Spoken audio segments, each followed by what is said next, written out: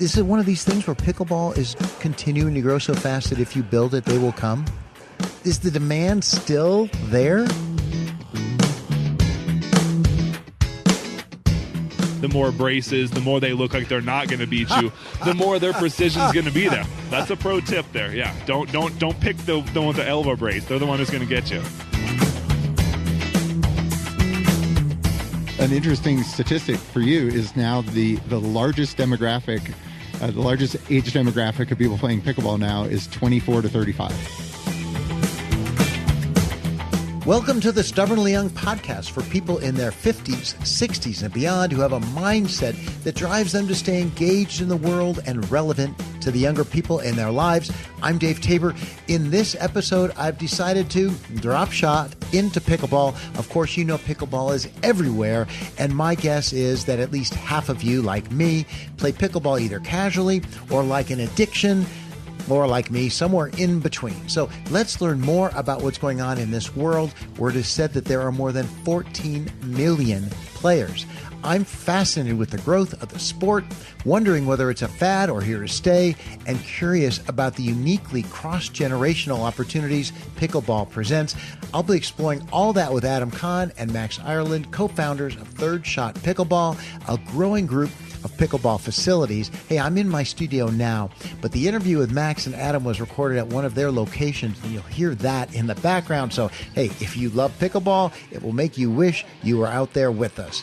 Thanks, Dave. We appreciate you coming out here. I'm glad to be here. I do. I love pickleball, and I got so many questions. This, just from an overview, this is a sport that has grown like 233% over 3 years. Millions of people play it. So how'd you guys get into it? So I was first invited to play pickleball by my older sister who lives in California, who's never beaten me at a racket sport in her life. And so I thought, before I go out there and visit, I'd better learn how to play this sport. And tried it once, and I was hooked. It's just so much fun to play. You know, for those who, I mean, pretty much everybody knows, but to me, I described it as sort of a cross between ping pong and tennis. It's like, you know, tennis is so freaking hard, and ping pong is just like, it's small. Like, right? I mean, Max, am I somewhere on the right track with this? Yeah, I would agree with it. Adam generally likes to call it's like ping pong, but you're standing on the table. I've heard him use that one before. So definitely is. And I would also describe ping pong as small. And yeah, pickleball, though, it's what, a third the size of a tennis court, roughly? Yeah. There's about 3 of them in there. Is it? All right. Yeah. So now, how did you get into this? Sure. I actually first played it in Iowa in high school back in the early 2000s. It didn't exist then, did it? It did. The 1960s in Washington, Bainbridge Island, Washington, is when it first came to be. We didn't believe it was a real sport, though, in the early 2000s. We thought the gym teacher had made it up. You know, he threw us a wiffle ball, some plastic paddles. We put the badminton net on the ground. And, he pointed to some of the sets of the lines on the gym floor and said, these are the pickleball lines. So, we made the most of it. But I reacquainted myself with it post-COVID, like a lot of folks did in 2021. And, I always think this would have grown faster. And I saw the story of how it got started in this guy's driveway and the whole thing. He just invented it. But, couldn't they have come up with a better name? How can you take it seriously with that name? I agree. I think maybe pickleball is the least favorite part about pickleball. The name of it is for a lot of people, but even that, people can't agree on where the name came from. So, I'm okay renaming it if you want to propose that. Yes, I would like to. I'm going to come up with one. But in the meantime, speaking of names, Third Shot Pickleball. I mean, for those who play pickleball, there is this thing about the third shot. But is that where the name comes from? Of course. It does. The third shot's the most important shot in a pickleball point because it determines the outcome of the point about 80% of the time. Really? 80%? Yeah, so it's really important to learn how to do that. And how we came up with that name, Max and I each had a different name that we were considering. I was out of town up at my ski condo. My girlfriend, who was a beginning pickleball player, was watching instructional videos on YouTube on how to hit an effective third shot. And she kept sending me these videos. So I went to sleep after watching like 5 instructional videos on the third shot. And, I'm an older person, so I wake up in the middle of the night, maybe needing to use the restroom. And I was like, Third Shot Pickleball. I wonder if that domain's available. So at 2:30 in the morning, I, from my cell phone, bought Third Shot Pickleball and called Max the next day, and he agreed it was a great idea. That's super cool. All right, so I'm sitting here with you guys in this, and I've noticed some of your other locations. You're going to open one not too far from my house in Littleton. This is basically a big open box of a building. It used to be, what did it used to be here? This was a former grocery store, Lucky's Market grocery store. Got it. Oh, that's right. So they had walls, or they had something. But basically, to create one of these, you have to basically empty it out and then put in these courts. It doesn't look that complicated to install it, but is it? There's a little more to a build out than one might imagine, and there's a lot of important criteria in finding the right building. So not every building is suited for it. You need the right ceiling heights, you need the right column spacing, the right zoning, ample parking. I didn't think about the column spacing. I'm looking at these, but yeah, these columns do lend themselves to having pickleball courts in between them. You don't have any padding on them, so I don't think people are right. I mean, there's space. We have padding on some of them. Oh, do you? But, okay. Yeah. Oh, yeah. Oh, I guess you would. Yeah, it's light. Yeah. All right. But Max, I'll let Max answer. How many buildings do you think we looked at before we found the right one? Yeah, I would say probably a dozen or so, at least a dozen. Wow. So even more so just digitally looking at them online and being like, nope, 14-foot ceilings, that's not going to do it. And I noticed these pads hanging from the ceiling. Are they sound dampers? Yep, there are 640 sound baffles up there. So where does the money come from to build one of these? Because, I mean, I don't know. You're probably not going to give me... Can you give me the real number? How much this costs to build out? I can tell you it's in seven figures to build out a pickleball club. I would guess that it's over $1 million to turn this into what it is. Yeah. And how long does it take? I mean, basically, you're gutting it, and then you got to put down these nice floors. But is there much more? And hang the baffling. But is there much more to it? Sure. I mean, there's variable things. Beer kegs. Yeah, beer depending taps. on what we got going on. We have to add bathrooms in some of them. Lighting needs to be changed. Mm-hmm. Certain buildings may not have appropriate fire sprinklers. You know, what would be appropriate for a warehouse full of boxes may not be appropriate for several hundred people. Just, you know, the rules change a little bit with that kind of thing. Yeah. So that makes sense. Now, was it harder, easier than you thought to turn your very first one into an actual business? Can I say both? Well, certain things went really smoothly. Certain things were frustratingly difficult at times. Like what? You know? What's an example of something that was super frustrating? I would say construction delays. It's a is learning curve. Is that typical though, or is that so talk about the learning curve, because you'd never built one the first time. Sure, absolutely. And you know, each building again is different. So, you know, what we determine to be an appropriate level or amount of HVAC for a certain building, you know, this building has skylights, for example. So that's going to be a different HVAC load versus one that doesn't have as many, or one that faces, you know, the same direction as the sun coming up or sun setting. You know, we have fortunately no windows on the west side of the building, so we don't take any of that solar gain in. That would be a factor too, wouldn't it? Yep, absolutely. Even down to, you know, headlights coming in through the front windows at night, you know, and having to minimize those or tint those windows. I never thought about that. Yeah. All right. So I want to talk some about, because pickleball is no secret. It's just boom, boom, boom. It's exploding. And so when you think about location, I mean, you're starting to see them all over, in this case, Denver, but all over the country, starting to see these spring up. I mean, at some point, like, I would think people only drive so far. Is there like a 5-mile window, you know, sort of areas? How do you figure that out? Sure. So, you know, in the fitness industry, there's typically more of that, you know, 5-mile or even shorter radius. I would think even, people want to go to a gym close to home or close to work. Coming from a tennis background, so I owned Meadow Creek Tennis Club for 20 years. And in the tennis industry, which I view as more similar to the pickleball industry, people will drive up to 45 minutes to go play. I mean, we have people that you know, before we opened our Longmont club, were coming down from Fort Collins to play in Wheat Ridge. No way. Oh, yeah. Like, absolutely. Are you talking about two? Are you talking about like a lot of people? People will really drive far. Absolutely. We currently have people from Summit County that come down here at least once a week, sometimes more than, to play pickleball in the winter. Okay, but if there were a pickleball facility between there and here, would they join that one because it's closer? I would say maybe. It would depend on how well that facility was built, the kind of customer service that they got, the quality of the courts, the quality of programming and play. There's a lot of factors that go into that. Because this is a different answer than I expected. Because I really thought, like, if there are 3 pickleball courts between A and B, that I would choose basically the one that's closest. You're saying not really. Yeah, we have customers here, and just recently I've had conversations with a couple of different couples that live very close, like 2 to 5 minutes from a competitor's facility, but they choose to come to our club because of the community, because of the program, because of the way they're treated here, and which is music to my ears, right? Love to hear that. So this isn't really just courts for rent. It's Correct. something more. There's a lot more. So describe the a lot more part. Just passing the mic. Sure.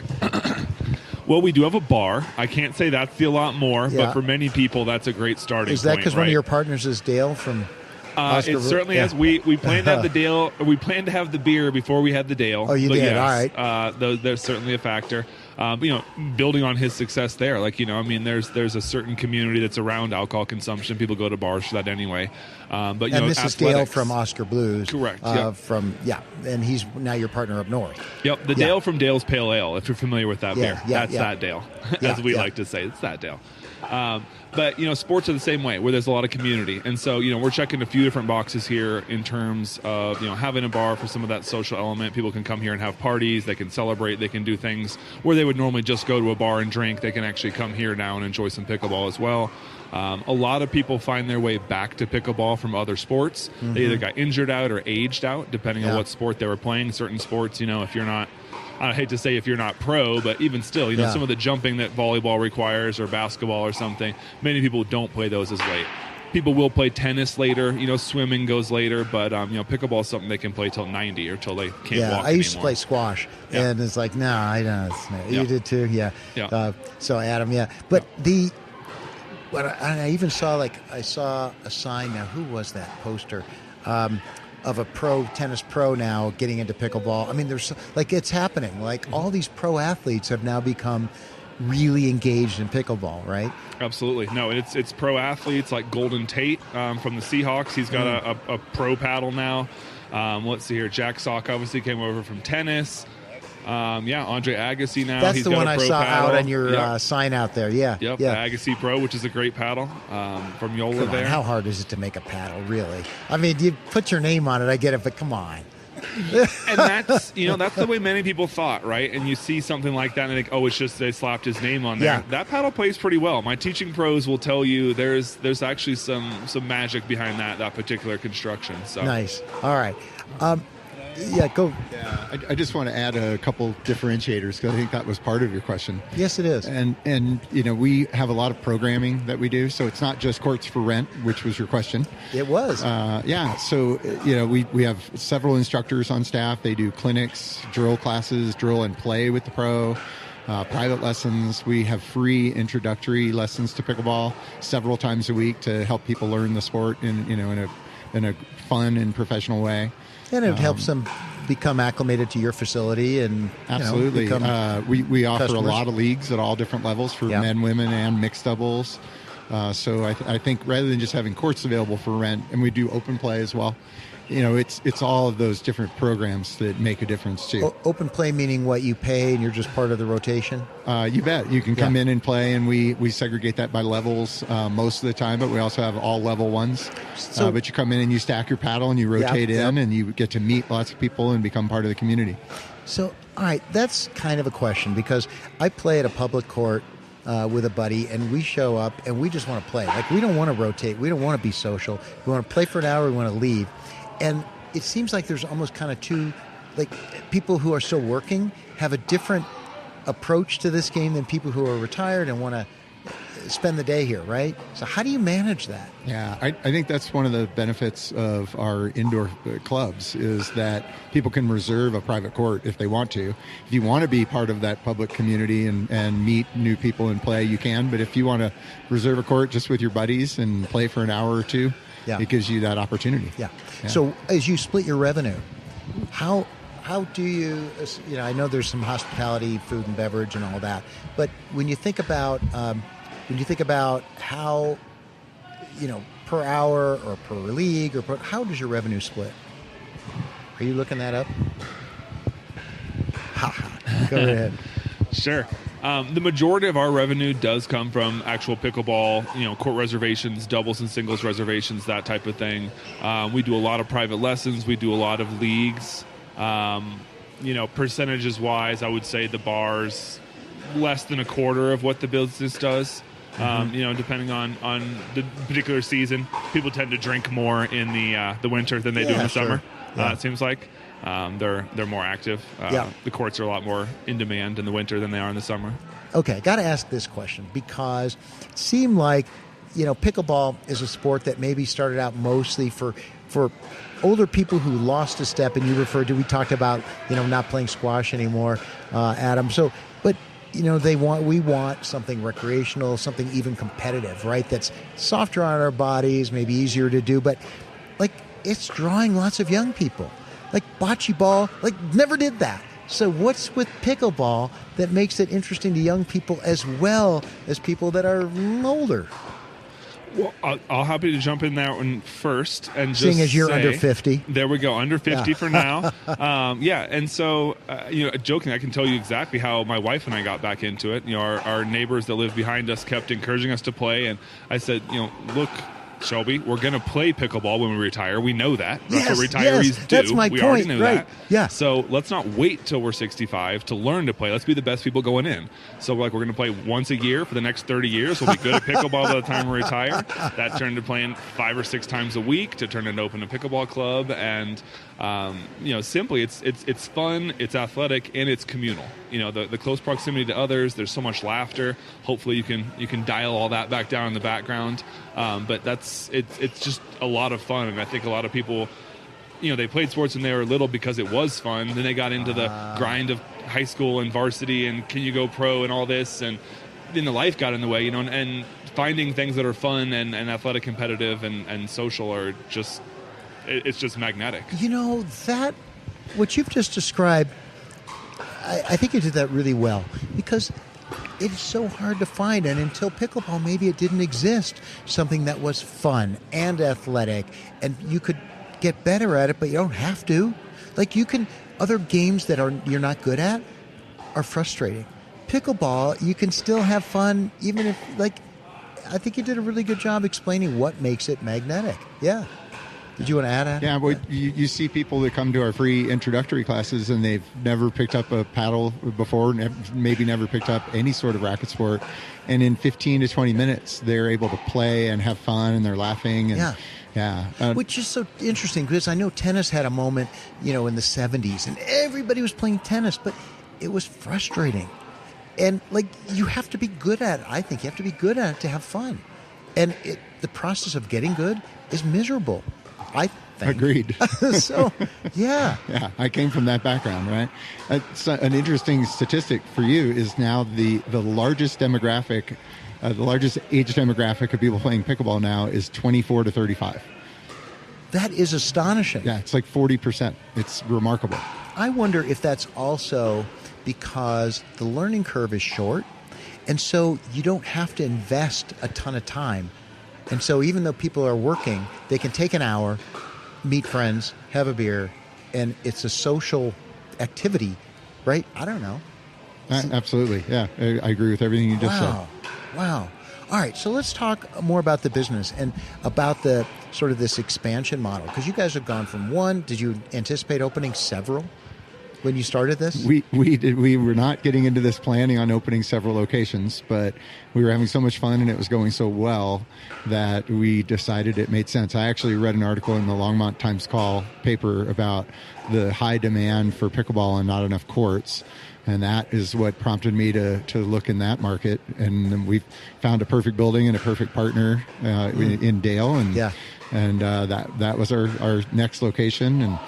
And then it just kept going from there. It's been, our expansion has been a lot about people and having the right people. And those people have really reached out to us. And then having a market that we feel like is an underserved market has been secondary to the right people. So is it one of these things where pickleball is continuing to grow so fast that if you build it, they will come? Is the demand still there? The demand is still growing rapidly, although we are more cautious about wanting to open a location anywhere close to a competitor. We want to make sure that we create enough space so that everyone that wants to get into this business succeeds. That makes sense. I mean, we've seen it in other industries where everybody just jumps in. And I just listened. This is completely unrelated, listeners, but just listened to a story in the Wall Street Journal about Pueblo, Colorado, where they had like 200 pot shops, and they all are going broke. Like, there's no fun in that. If you create an environment where everybody can't succeed, what's the fun for you? Yeah, it's just not worth all the headache. Although I can imagine others may not share that view, and they see, an empty block across the street and they'll take it, but you hope not. Yeah, there are some other companies out there that we feel like maybe are not, don't have that same philosophy. Yeah. So at some point though, you're going to hit saturation. I mean, two things could happen. One is saturation, and the other is, the trend wears off. And then then what do you do? Do you see that happening? Is this can pickleball be more sustainable than tennis was, for example? Sure, those are great questions. And I mean, when you look at, industries in Colorado that have gone through major growth phases, like craft brewing, which Dale knows well and has seen, certainly taper off. Same with cannabis, huge explosion and then, tapered off. There's a lot of folks who will follow trends, whether they have the passion for it or not. And I think once saturation point hits, that passion for whatever it is, for the cannabis, for the craft brewing, for the pickleball, is what will differentiate those that do succeed and those that don't. Well, I just wonder if there's, maybe this is all the rage now, but it's still, for all the reasons you said earlier, it's still active, it's fun, it's not, you can get as good or not as good as you want and still enjoy it. So maybe the recipe for continuing this trend is, maybe that mix is just better than other things. It could just be the ultimate dish. Sometimes people bring up the C word, which is CrossFit. CrossFit was super big deal, and then it fell off. But I don't know about you, my grandmother never did CrossFit. She was never into it, and people also talk about padel and some of these other racket sports, which are a blast. Yeah. But, the infrastructure for a padel court is much higher than what it takes to do a pickleball court. You can't do them outside as well. And just the intensity of some of these things, the joyful fun of pickleball without the intensity that's going to make, grandma lose her teeth or your young cousin, fall and break their ankle. You can play it multi-generational and everyone still has fun. Yeah. Although I do like to compete. I like the intensity. Absolutely. But you give the opportunity for that too. Yeah. So how would you mix? Because you see now, like I've seen on Prime, there's, you can watch pickleball tournaments and all this. Like, as you think about how the industry sort of shapes and evolves and all that, now it's getting into tournaments. So is there going to be a temptation to either be good or not engage? At some point, just like, youth soccer and all that, it used to be like when I was growing up, everything was recreational and that was okay. And then it started to scale into this competitive machine. And I just wonder, is that as more people like pros become big, and is there going to be a temptation? I'm not good enough to do that anymore. Do you have to manage that in the business? As a non-pro, I'll take a quick stab at that, and then I'll hand it off to an actual pickleball pro. Oh, he's cracking his neck. He's ready to go. Adam's going to be ready for this one. But, I think there's definitely a percentage, even perhaps of folks that play in our club, who maybe in the back of their mind 1 or 2% thinks, I might still go pro in this. And there are certainly folks who, have the athletic gifts. They played Division I college tennis and have picked up the sport really well and maybe are poised to make some kind of an amateur or semi-professional kind of a run.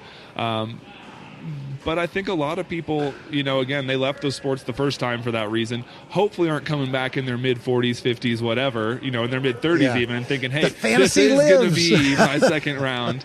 I think looking at the Olympics, curling is generally the only sport you see out there where folks are jumping into it in their 50s and 60s. Not to discourage anyone out there, I think you could potentially still make it happen. But I think most people are here for the fun in the community and, just seeing how far you can take it. And if, you win enough tournaments, just maybe you decide you need to go step into some bigger ponds. My question is, really, does the evolution of tournaments begin to differentiate players like who think I'm not that good or, those people are so good? Does it become discouraging as the sport evolves? So I think there's room for both, and there's interest in both, right? I would say the bulk of the players are recreational, but as they become competitive, tournaments offer play at all different levels. Yeah. So you could play in a tournament at a beginner level, or you can play in a tournament at a professional level, and everything in between. Yeah. Yeah. So it's just a matter of if you want to get out there and test your skills, against, if you're an intermediate player against other intermediate players, a tournament's a fun venue to do that. Nice. All right. What about, I know you mentioned to me during an earlier conversation something about sponsorship opportunities, and is that part of the mix now at a place like this where, what are they? Are they paddle manufacturers or other kinds of sports drinks or what? Who are your sponsors? Sure, it is. We have not really delved into that deeply yet, but Skechers is one of our sponsors. Really? They've been fantastic in multiple of our locations of our clubs, providing footwear for our pros, and then of course we carry their footwear in our pro shop.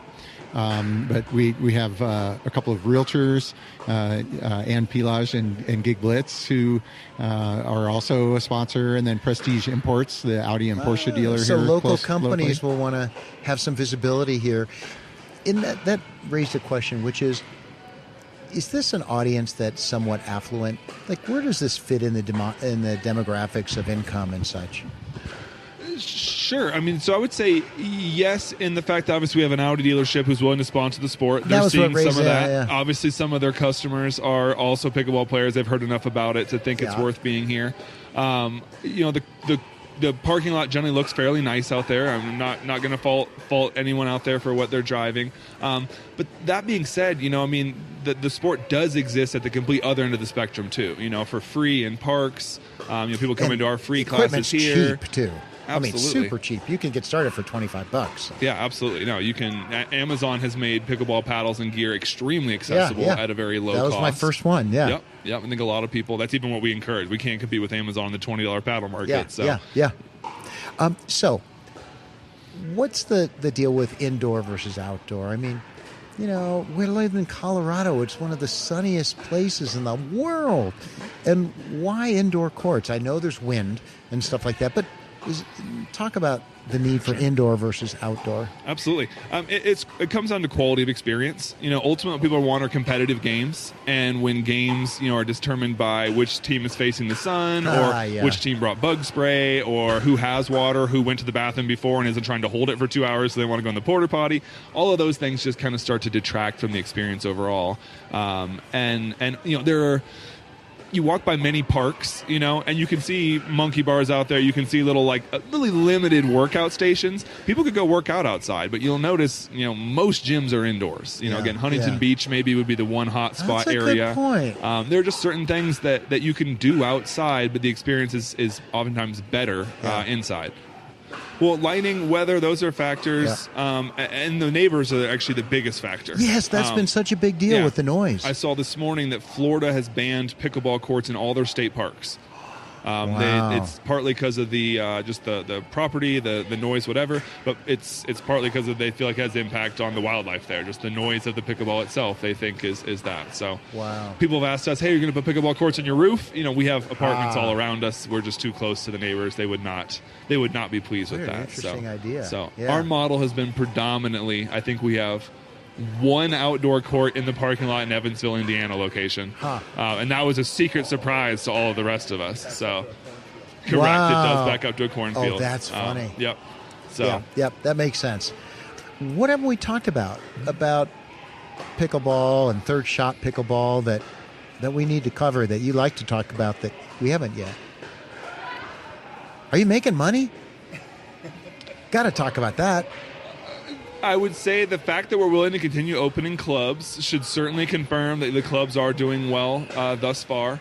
And again, I think that we do put forth a good product. The Wheat Ridge Club here did just win the Denver Westward Best of Denver Award for the second year in the row for best places to play pickleball. So, it's not just as simple as, hey, throw some courts and some nets in and people will come on and you'll be a millionaire. You have to go out there and treat people well and assemble the right team and put the right offerings in place. Is it still? Is the sky still the limit on this thing? We believe so. The sport is Really? still You believe that? The sport is still in its infancy. No, there's no way. There's no way that what was the number? 22 million? How many million? I had a stat here. 14 million people play. There's no way you're still in your infancy. It's the sport is still in its infancy. It's remarkable. Oh, that's right. It's coming. And the it's Pro coming Tour, to the Olympics. I was just reading this past week the PPA, which is the Pickleball Pro Tour, the growth of viewership, both televised matches as well as in-person ticket sales, and people going and watching the events live, just continue to grow, exponentially. Okay. And so that's bringing more and more larger dollar sponsors into the sport. The more it gets that type of exposure, the more new people learn about it and want to try it. Come on. Okay, what were you saying? I was saying, the Olympics are looking at it right now. The NCAA is looking at it now to officially sanction it. Of course. There is a college world, championship that Duper hosts and puts on, but it's not NCAA yet. So you're seeing some schools. So there's room for all of that. Add a little bit of You're starting to see scholarships show up for that. Luring some of those tennis folks away. Yeah, I mean, it's fun to watch, and I've watched them on TV. I'm like, wow. And then, of course, on YouTube, you can see these miracle points that people make these shots. And it's pretty fun. So, Stubbornly Young is for people in their 50s, 60s, and beyond who want to stay engaged in the world and relevant to the younger people in their lives. And so many of my audience, I'm sure, is playing pickleball. But what's your take on pickleball relative to those people, that mission? And yes, we're going to ask the older of the two. So, fire away, Adam. Thank you. I appreciate you adding the on there. Yeah, that's right. Yeah. Uh-huh. My sweetheart and I refer to ourselves as old Yes. Yeah, okay. So, as a 61-year-old, and I was a competitive tennis player all of my youth, and then a competitive racquetball player, and a squash player, as we briefly talked about. Yeah. Pickleball has given me the opportunity to do something that I can engage in that's not quite as hard on my body, but I can be highly competitive in, and it's so much more social than any of those other racket sports that I've played. And I think as we get into our 50s and 60s, that social component is really, really important to lifestyle and creating health and happiness. Well, what's interesting, too, is what Max said earlier around the average age. I think what you said, Max, I don't know, the average age of pickleball players and the way young people are. I mean, is this a cross-generational recreational sport that doesn't otherwise exist? So we were here yesterday on Easter Sunday. We were open and we were packed, which is awesome and was amazing. And my girlfriend is playing with her son and grandson. And so, yes, it is very multi-generational. That's super cool. Okay, what's the young guy say? I would say the same thing. Having played now pickleball, we used to try different sports. We'd go to putt-putt. We'd do go-kart racing. We tried volleyball as a family, and now it is all pickleball pretty much. No matter where we go, everyone knows to bring their paddle. We'll oftentimes bring extra paddles. So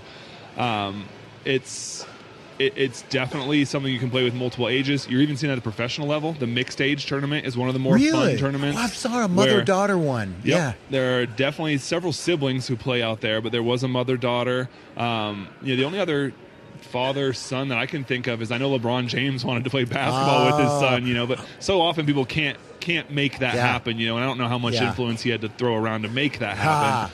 But, again, the idea that a mother-daughter could, the number one player and her mom could play. Or, again, then in tournaments where, a senior pro player will partner up with, a junior pro, I guess. Not junior pro, but just regular pro. And again, that's just, it's fun to see because the way the game is played, it goes from more powerful and more quick to a lot more precision. The joke about never judging a pickleball player by how they look is extremely true. The more braces, the more they look like they're not going to beat you, the more their precision is going to be there. Again, if you don't think they can beat you outright athletically, then you better be wary. You better just be careful. That's a great. Thanks, guys, for that insight. That's a pro tip there. Yeah, don't pick the one with the elbow brace. They're the one who's going to get you. And I just want to throw in another plug for, if you will, the National Pickleball League, which the NPL is a new tour that started in 2023, their inaugural year, that is dedicated to senior pro players, 50 and over. And they started with 6 teams, and they expanded to 12 teams. No, wait, 16 to no. Six teams. Oh, 6 to 12. And then they added an additional 6 expansion teams in 2024. They did not add any additional teams in 2025, but word is they are going to expand in 2026. And there's a rumor out there that Andre Agassi might be one of those team owners that'll be an expansion team in 2026. And he's become quite a good pickleball player. How fun is that? Yeah. Well, cool. Thanks for shedding some light for the stubbornly young listeners about, where pickleball is going. And where, I could see, wouldn't it be fun to have a grandparent, grandchild tournament? Now that, I wouldn't be surprised, to see something like that, especially maybe country clubs or something like that. But yeah. All right.